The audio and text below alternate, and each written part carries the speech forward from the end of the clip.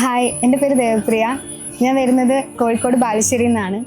ഞാൻ ഡോക്ടർ JPCയിൽ എത്തുന്നത് എങ്ങനെയാണെന്നുണ്ടെങ്കിൽ, +1 ഞാൻ ഫസ്റ്റ് ട്യൂഷന് പോയിട്ടുണ്ടായിരുന്നത് JPCയിലായിരുന്നു.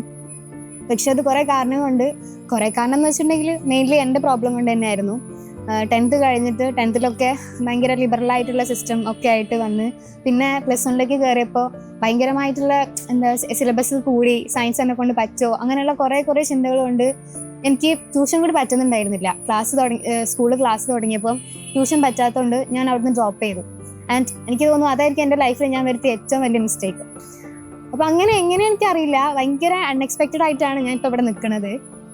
ഇവിടെ വരുന്ന ഓരോ കുട്ടികൾക്കും MBBS പറ്റി പറയാനാണെന്നുണ്ടെങ്കിലും, റിപ്പീറ്റ് എന്നുള്ള അവരുടെ ഡ്രീമിനെ പറ്റി പറയാനാണെന്നുണ്ടെങ്കിലും കുറേ കാര്യങ്ങൾ പറയാനുണ്ട്. പക്ഷെ എൻ്റെ കാര്യം അങ്ങനെയല്ല. ഞാൻ ഒരിക്കലും ഒരു റിപ്പീറ്റർ ആവുമെന്നോ ഒരു എൻട്രൻസ് സെൻറ്ററിലേക്ക് വരുമെന്നൊന്നും ഞാൻ ഒരിക്കലും വിചാരിച്ചിട്ടുണ്ടായിരുന്നില്ല. ഭയങ്കര അൺഎക്സ്പെക്റ്റഡ് ആയിട്ടാണ് ഇവിടെ എത്തിയത്.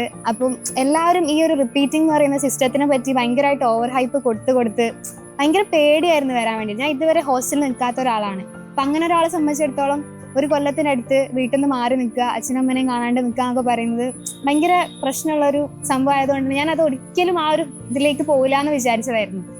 പക്ഷെ ലാസ്റ്റ് ഞാൻ ഇവിടെ എത്തിയപ്പോൾ മറ്റുള്ള സെന്റേഴ്സിനെ പറ്റി ആൾക്കാർ പറയുന്നത് വെച്ച് കമ്പയർ ചെയ്തപ്പോൾ എനിക്ക് ഒരു ഹോസ്റ്റൽ വൈബേ എനിക്കിവിടെ തോന്നില്ല. ഒരു ഹോംലി ഭയങ്കര കംഫർട്ടബിൾ ആയിട്ടാണ് എനിക്കിവിടെ നിൽക്കാൻ പറ്റുന്നത്.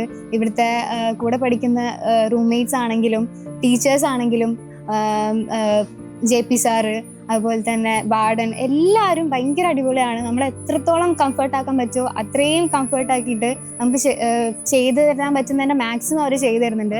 ഒരു റിപ്പീറ്ററെ സംബന്ധിച്ചിടത്തോളം ഏറ്റവും കൂടുതൽ അവർ ഫേസ് ചെയ്യാൻ പോകുന്ന പ്രശ്നം എന്ന് പറയുന്നത് ഡിപ്രഷൻ, ആങ്സൈറ്റി, അതൊക്കെ തന്നെയായിരിക്കും.